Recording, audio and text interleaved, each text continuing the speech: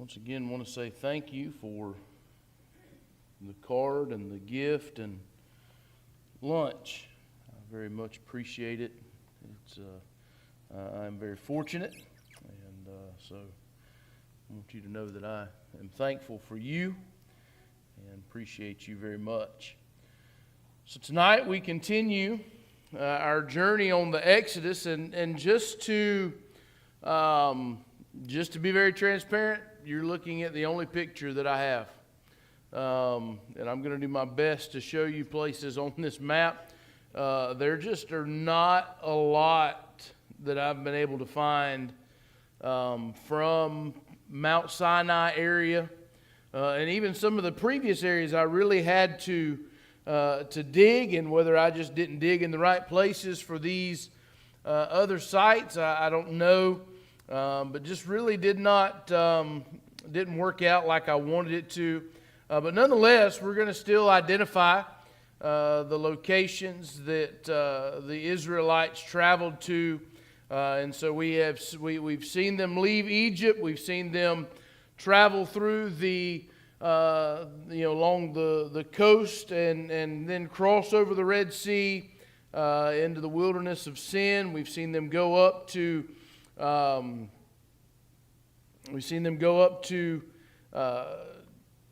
Elim and the oasis that is there, and then we've seen them travel up to, and now we're getting up to Mount Sinai. And so, does anybody know about how long the journey from when they left Egypt to Mount Sinai? At least 40 years. From Egypt to Mount Sinai? Not quite 40 years, no. I thought they were in the wilderness for 40 years. Well, we ain't even got to that point yet. Oh. They hadn't even disobeyed God yet. They've just grumbled and complained, and yeah, it's probably 100 miles, at least.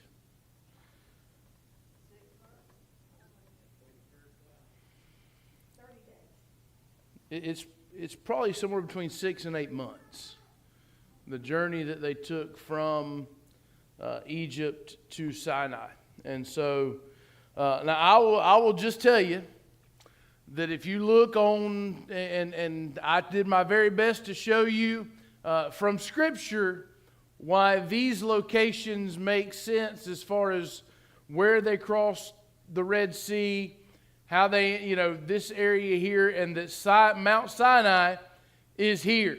But some places, if you look, will have, and it'll show that they left Ramesses and went to Succoth, and then traveled down here, and then crossed here, and then came down to where they say Mount Sinai is here. I personally do not agree with that line of thinking. Again, the fact that the area they claim, when those that claim that route claim that they crossed, it's nothing but marshes. It just does not line up with the Scriptures. And then the locations don't even line up, right? So they've gotten here, and so this is where the other side of that equation believes that Mount Sinai is. And so they come, remember they camped down here, and then they make their way up here. And we talked about the route that they would have taken to get there. I would have gone, I would have come down here, and I don't know where I'd have crossed, but anyway, I'd probably went around, actually, just to be honest. But had I crossed here, I'd have wanted to go from here to here, right? Just straight shot. But we looked at some of the terrain and seen that that's not really, it just doesn't make sense to try to climb those rocks. Some of them you can't climb, and we're talking, several million people, right? Nearly 2 million people on this trip. So, you may have some elderly folks in there, right? And you're not going to climb up mountains, like that with them. And so and you have your animals in addition to that. Just a lot of things going on there. So as they come to Mount Sinai, let's look at Exodus chapter number 19.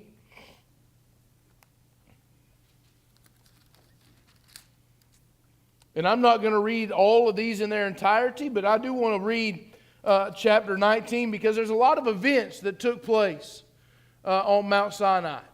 Right? So after they left Rephidim, which is, remember where we saw, what was that we saw at Rephidim? The split rock at Rephidim. And so they camped before Mount Sinai. Mount Sinai also referred to as Horeb. And what are some of the things that happened here on Mount Sinai?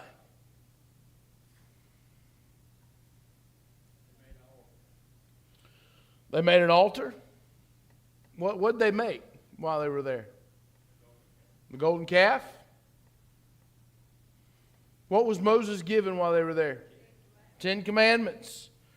God gave Moses the 10 Commandments at Mount Sinai, established his covenant with Israel, forming them into a nation under divine law.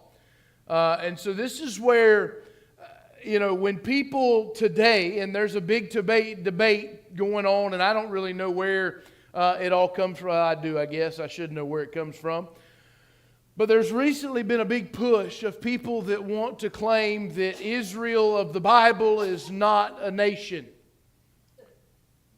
Well, God made them into a nation under divine law. Yes, Israel was a person, just like there's people today named Israel. But there's more than just one reference to an Israel in the Bible. So God formed them into a nation, and this geographical site that is today is traditionally identified as Jabal Musa, or in Saudi Arabia. Again, this is where God gave Moses the law, and we see in chapter 19. Let's look at chapter 19 first. In the 3rd month, when the children of Israel were gone forth out of the land of Egypt, the same day came they into the wilderness of Sinai. For they were departed from Rephidim, which is where the split rock was, and were come to the desert of Sinai, and had pitched in the wilderness, and there Israel camped before the mount. And Moses went up unto God, and the Lord called unto him out of the mountain, saying, Thou shalt say to the house of Jacob, and tell the children of Israel, You have seen what I did unto the Egyptians, and how I bare you on eagle's wings, and brought you unto myself. Now therefore, if you will obey my voice, indeed, and keep my covenant, then you shall be a peculiar treasure unto me above all people, for all the earth is mine. And you shall be unto me a kingdom of priests and holy nation. These are the words which thou shalt speak unto the children of Israel. And Moses came and called for the elders of the people, and laid before their faces all these words which the Lord commanded him. And all the people answered together and said, All that the Lord hath spoken we will do. And Moses returned the words of the people unto the Lord. And the Lord said unto Moses, Lo, I come unto thee in a thick cloud, that the people may hear when I speak with thee, and believe thee forever. And Moses told the words of the people unto the Lord. And the Lord said unto Moses, Go unto the people, and sanctify them today and tomorrow, and let them wash their clothes.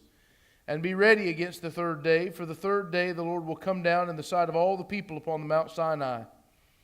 And thou shalt set bounds unto the people round about, saying, Take heed to yourselves, that you go not up into the mount, or touch the border of it.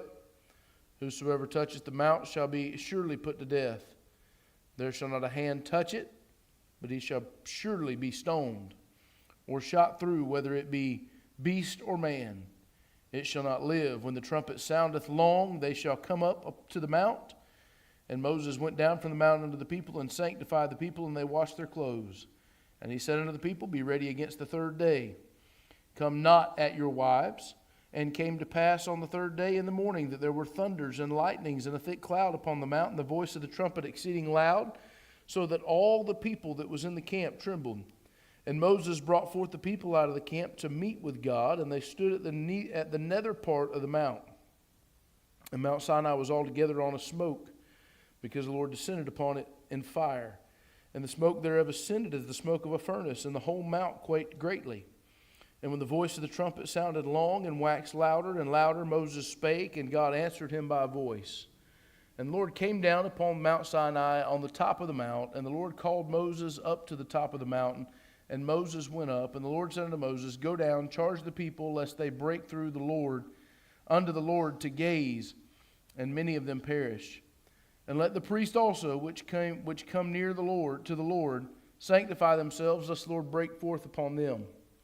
And Moses said unto the Lord, The people cannot come up to Mount Sinai, for thou chargest us, saying, Set bounds at the mount, and sanctify it. And the Lord said unto him, Away, get thee down, and thou shalt come up, thou and Aaron with thee. But let not the priest and the people break through to come up to the Lord, lest he break forth upon them. And so Moses went down unto the people, and spake unto them. And so, obviously a lot going on here. In the very beginning part of Mount Sinai, but again, we talked about the commandments that were given, the laws that were given at Mount Sinai, and really that goes all the way through. You find the laws keep going, and there's more than just the Ten Commandments, right? More laws than just that, and so. When you get over a little bit later, there's a little bit more all the way, there's still time in chapter 31 where they are at Mount Sinai. But the giving of the law, the construction of the tabernacle was established at Mount Sinai. So I want you to understand that, again, they're not near. So they're right here. And they're getting the Ten Commandments. They're getting the instructions on the tabernacle. They're getting the rest of the laws that are given to Moses. And they still are really up here is kind of the next major point. There'll obviously be stops along the way. But they spend a long time at Mount Sinai. Anybody like to guess how much time they spent at Mount Sinai?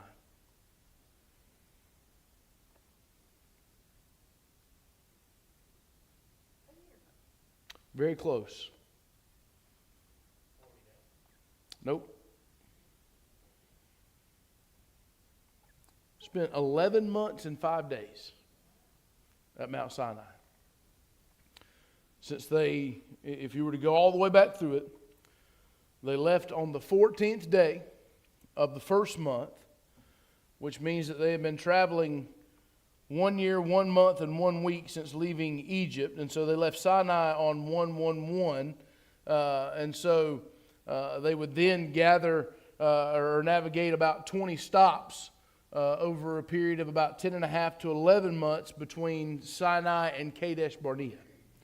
So they still have, when they leave Sinai to go to Kadesh Barnea, about 10 and a half to 11 more months, and about 20 stops along the way. Now, you put all that together, well, that comes to about a total of, 2.5 years, give or take. Sounds like a long time to be traveling, don't it? But it don't sound like very long whenever you consider it next to 40 years, does it? Like 2 million. Oh yeah. Plus animals. I mean, everything they had. So now if it wasn't bad enough that you have, so at Mount Sinai is where, again, the tabernacle is established, right? They have all that stuff they've brought from Egypt that they are going to use to make the the materials and the furniture that will go in the tabernacle. And so now it's going to get a little bit even, it's going to get a little bit more complicated. And I'll have to try to maybe next time or at some point set up and show you, that it was very strategic whenever they set up camps. Each tribe, and this is, you outline it from the Bible. You would have to really visualize it. You have to take and write it all down. But they camped strategically all the way around as tribes.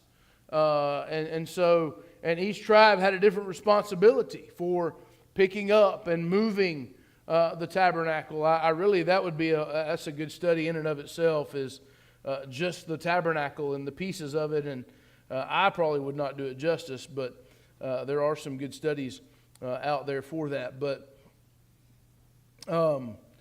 so they are going to, after 11 months, or about a year, they're going to leave Mount Sinai to begin making their way to the promised land. And so as they leave, if you look over into the book of Numbers,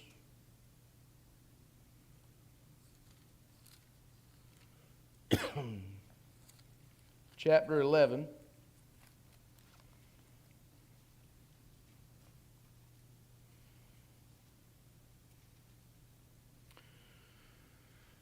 so we've already seen, at least on 3 occasions, right, that they have complained that they didn't have water, they didn't have food, they didn't, you just brought us out here to die, but guess what? It ain't over.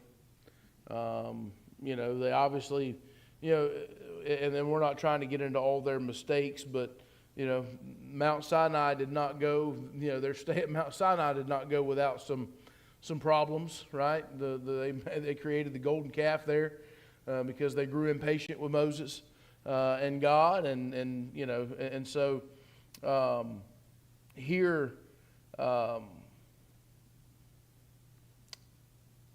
Numbers chapter 11, verse number 1. And when the people complained, it displeased the Lord. And the Lord heard it, and his anger was kindled, and the fire of the Lord burned among them and consumed them that were in the uttermost parts of the camp. And the people cried unto Moses, and when Moses prayed unto the Lord, the fire was quenched.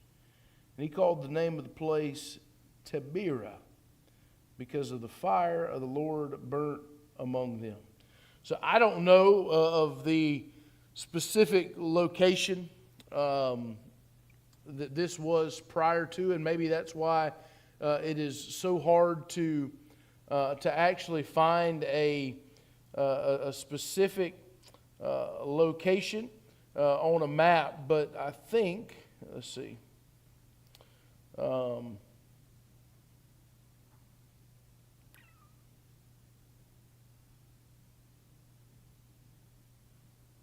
didn't have it on that one either.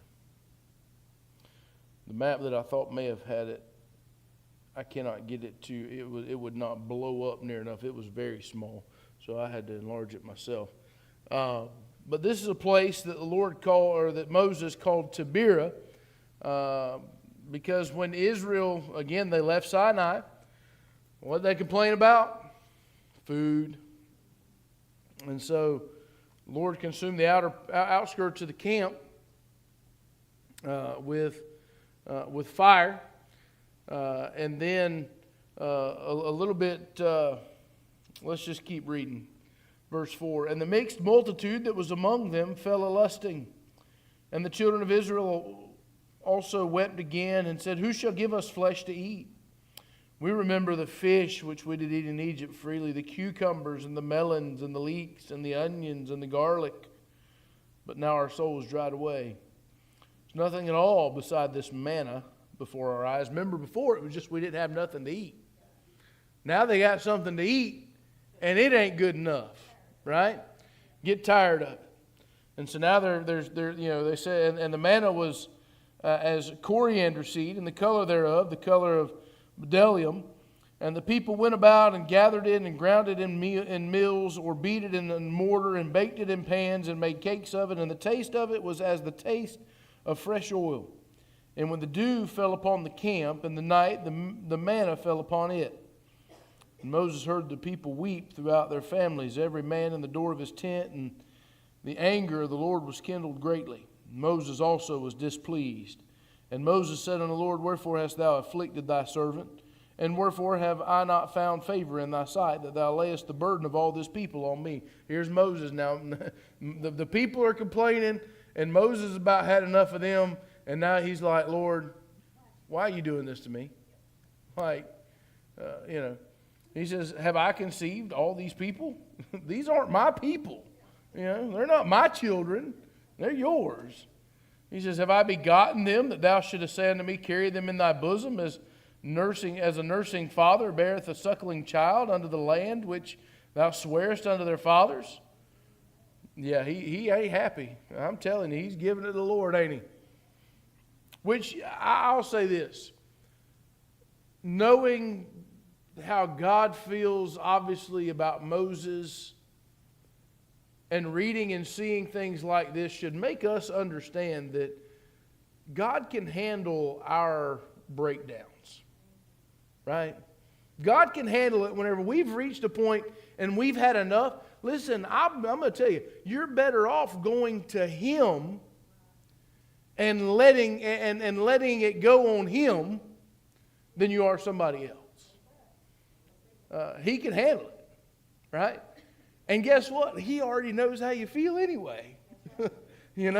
So, and He has a solution. Verse 13, when should I have flesh to give unto all these people? For they weep unto me, saying, Give us flesh that we may eat. And they weren't digging the manna. I'm not able to bear all this people alone, because it's too heavy for me. And if thou deal thus with me, kill me, I pray thee, out of hand. If I have found favor in thy sight, let me not see my wretchedness. Moses is like, Lord, just take me out. I'm done. And the Lord said unto Moses, Gather unto me 70 men of elders of Israel, whom thou knowest to be the elders of the people and officers over them, and bring them unto the tabernacle of the congregation, they may stand there with thee. And I'll come down and talk with thee there.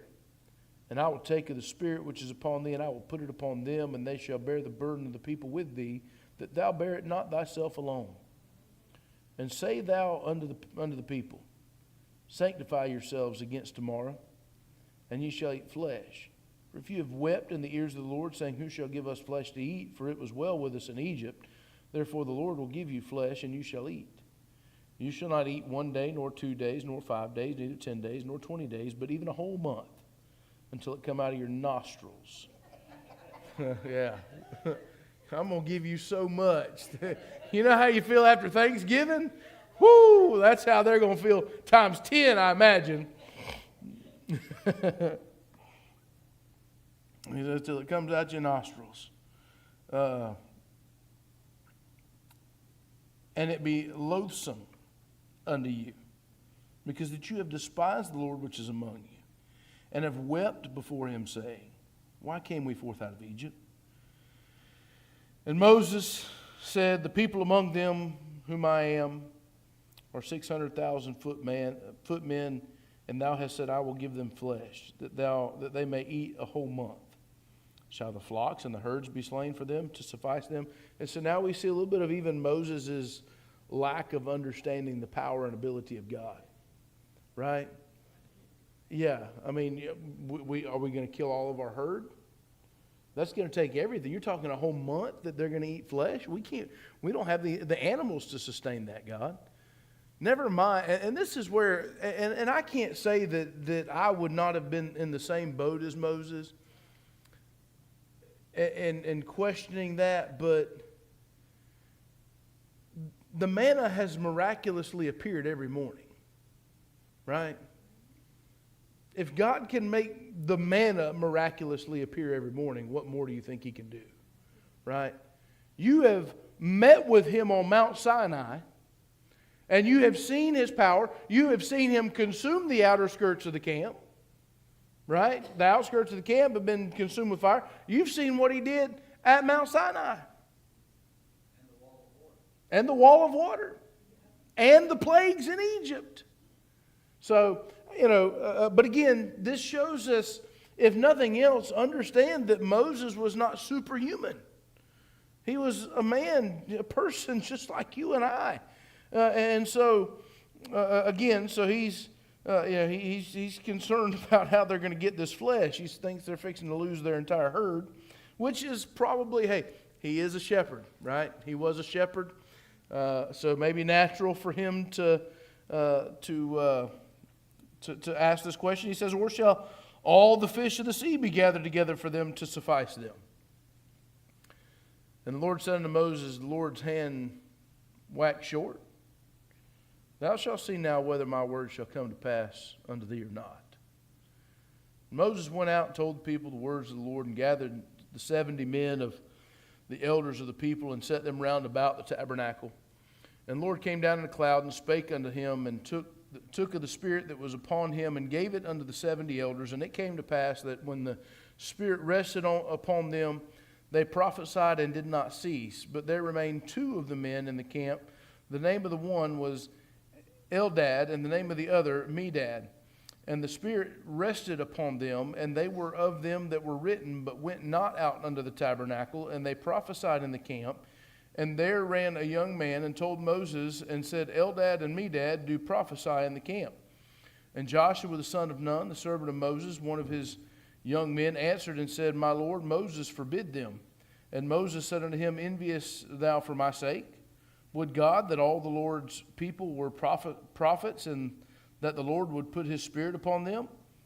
And Moses gat him into the camp, and he and the elders of Israel. And there went forth a wind from the Lord, and brought quails from the sea, and let them fall by the camp, as it were a day's journey on this side, and as it were a day's journey on the other side, round about the camp, as it were 2 cubits high upon the face of the earth. And the people stood up all that day, and all that night, and all the next day, and they gathered the quails. He that gathered least gathered 10 homers, and they spread them all abroad for themselves round about the camp. And while the flesh was yet between their teeth, ere it was chewed, the wrath of the Lord was kindled against the people. And the Lord smote the people with a very great plague, and he called the name of that place Kibroth Hattaavah, because there they buried the people that lusted. And the people journeyed from Kibroth Hattaavah unto Hazeroth, and abode at Hazeroth.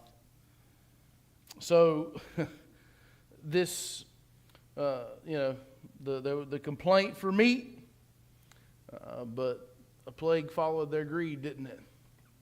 And they buried some of them. By the way, that's a lot of quail. I didn't even try to do the math to figure up all that, but that's a lot of quail.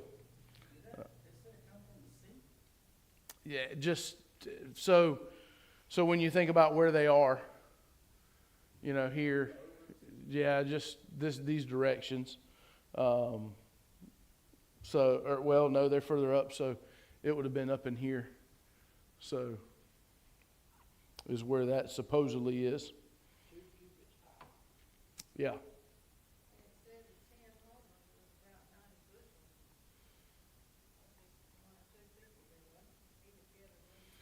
Yeah, the ones that gathered the least, that's what they gathered. About 10 bushels.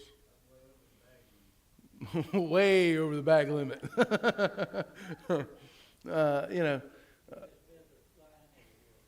Yeah, they were, but then you got to ask, did the Lord just allow them to fly in and fall dead? I mean, I don't know how that worked, but nonetheless, I mean, obviously, and it's, you can imagine the change in their own attitudes.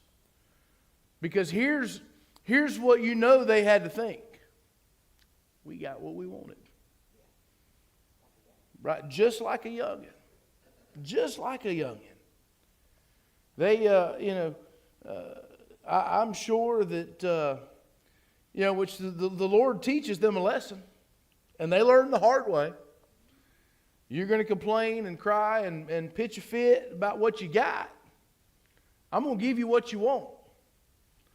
But once you have what you want, you're going to wish you didn't have what you wanted. Right? I mean, and this is this is located, I don't know, up here, the Paran Desert, somewhere up in here. I don't know if it's supposed to be this Ezion Geber, but I do know that it is believed to be in the wilderness of Paran as they make their way to Kadesh Barnea. And so this is Taberah and Kibroth Hattaavah is the name of these two locations. And they lived there, and we've seen that at the end of chapter 11. The next place that they go to is Hazeroth. And anybody know anything that happened at Hazeroth?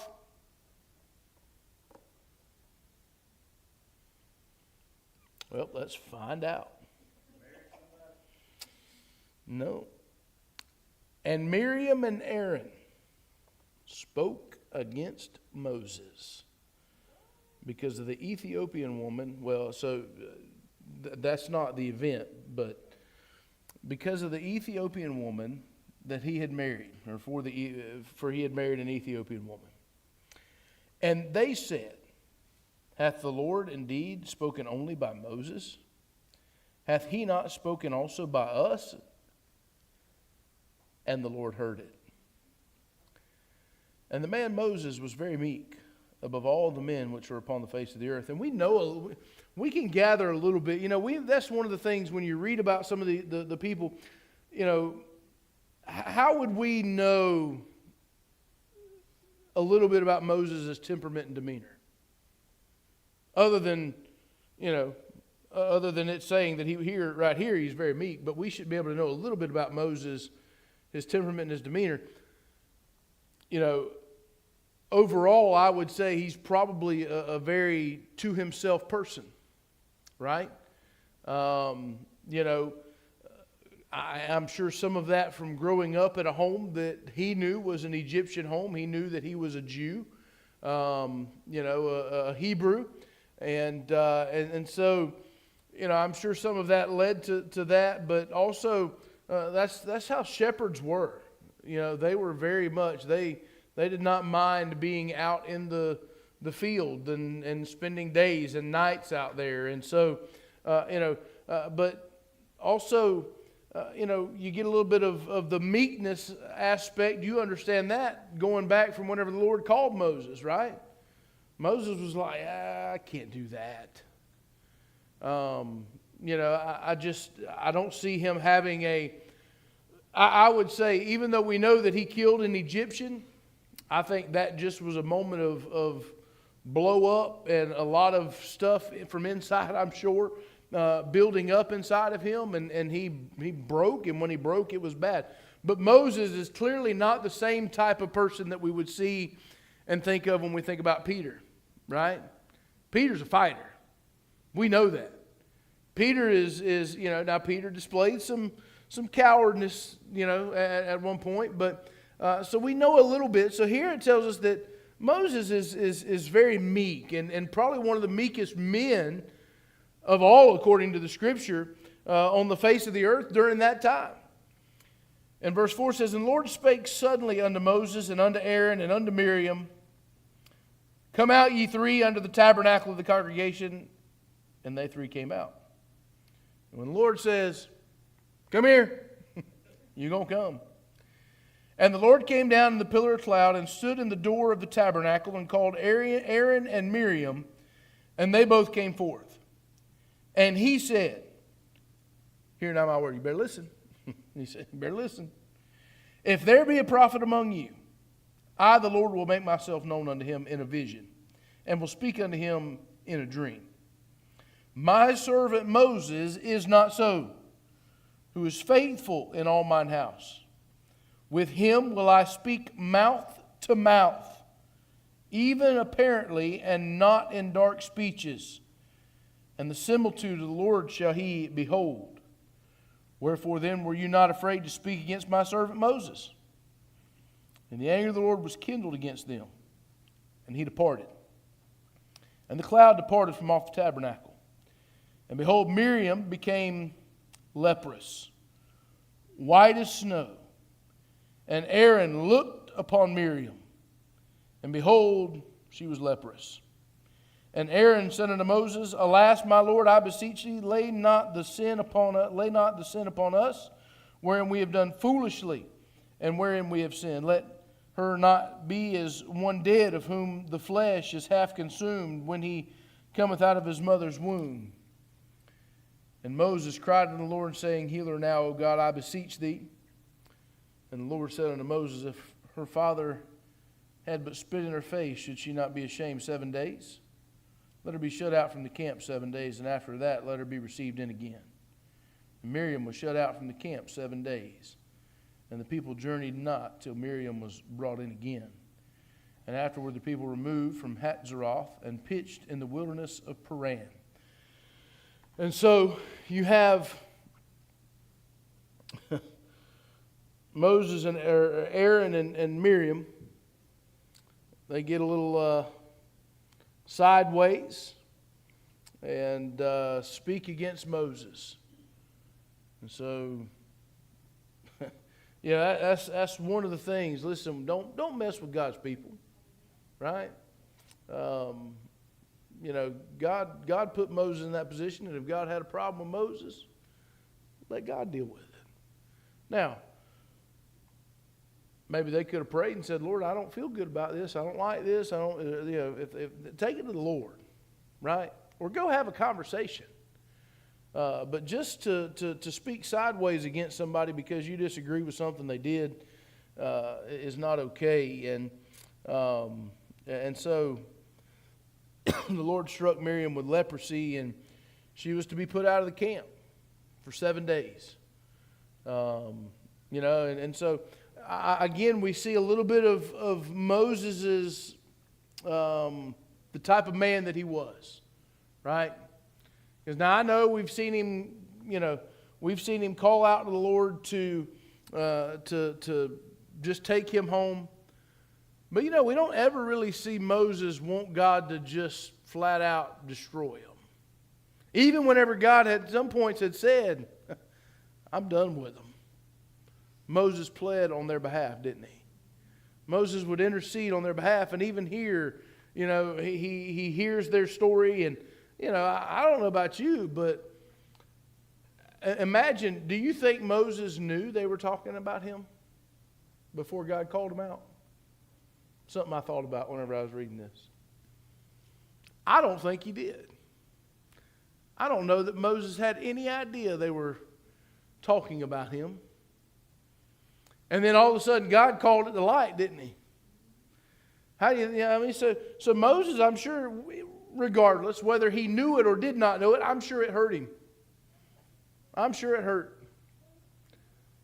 But for God to call it on the table and for God to punish them and then for them to come and kind of beg for forgiveness, I'm going to be honest with you now.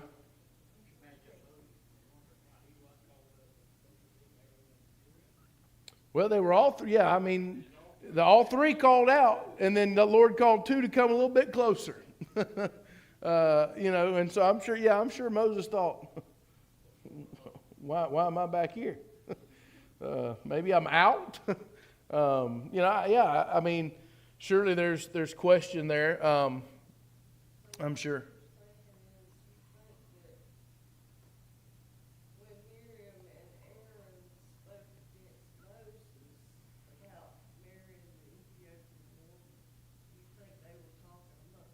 Mm-hmm. I think so.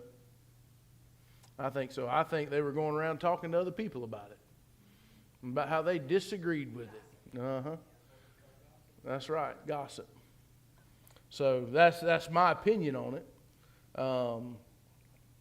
Could be wrong, but nonetheless, I think we know where God stands on what they did, right?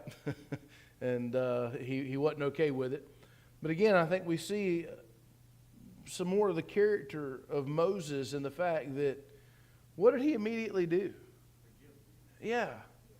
Immediately he was like, Lord, don't punish them for this. And God's like, now, wait a minute now. If her father, by law, if her father spit in her face, she'd be put out of the camp for 7 days. She's got leprosy. Put her out for 7 days.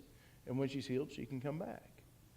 And so that's what they did. So they obviously are going to camp at this place for 7 days. And, or at least 7 more days. I don't know how long they had actually been there. But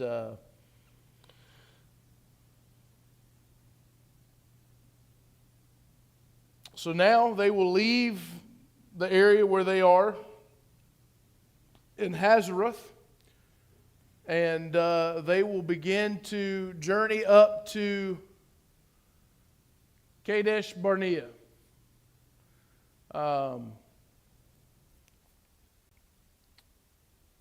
Where things would really go south for them as a people.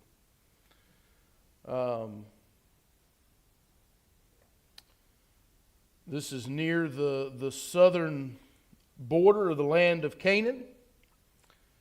It is here that Moses sent 12 spies in to explore Canaan. And it's here that they brought back fearful reports. Obviously, we know that it was 12 spies. 10 of the spies said, no, we can't do this. Caleb and Joshua, the other 2 we know by name, said, hey, we can do this. And this would lead to Israel's rebellion and 40 years of wandering. And in that 40 years, they would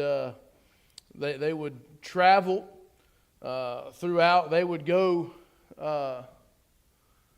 Let's see, is it on here? They would wander the wilderness of Zin, Edom, and they would kind of stay around that area, looping around the region of South Canaan for quite some time. But one of the things to don't ever forget this. Whenever we think about the wandering in the wilderness, again, it was punishment, right? It was their punishment for not being obedient, for not trusting God whenever they got there. So they could have, again, a 2-year journey, which probably could have been less, but God had things He was establishing with them, right? 1 year of that was spent at Mount Sinai for a purpose of God establishing them as a nation, of God giving them laws, of God establishing all of that within them, setting up and creating the tabernacle, which really, when you think about all that they did, a year is not a very long time to have all that done. And when you consider that, which I mean, obviously we know they were pretty skilled craftsmen to be able to take and make a golden calf in the short amount of time that they did, with Moses being away. But one of the things don't ever forget is, even though it was punishment, self-inflicted, God still stayed with them. He never left them. He would lead them. He remained visible as a pillar of cloud by day, a pillar of fire by night. You can read that, Exodus chapter 40, verses 36 through 38. And, again, the wandering likely covered that the central and northern Sinai regions, extending eastward toward the Araba Valley. And so they would go up to Mount Hor, which would be one of the next stops that they will make. And I was trying to see, I know I had that one somewhere. It is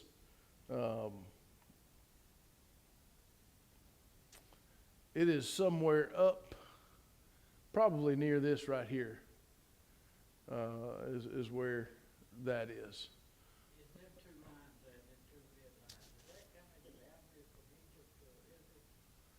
We're at here? Here? Yeah, it's probably pretty close in here. In fact, I would say, because obviously they had not crossed into the promised land, it's probably right here at the bottom of the Dead Sea, right around in that area.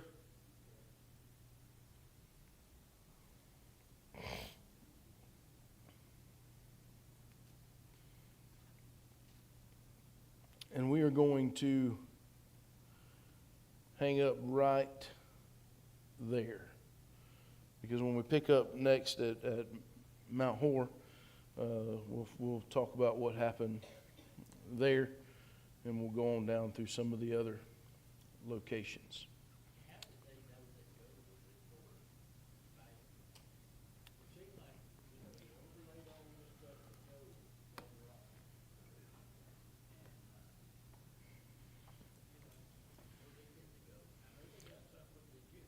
Yeah.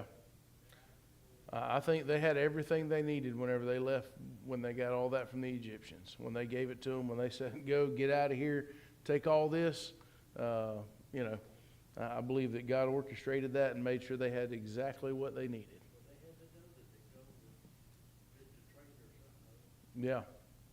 Yeah, I mean, surely they, they had to understand that it had value, because it was used for stuff like that, even in Egypt. It was valuable. So.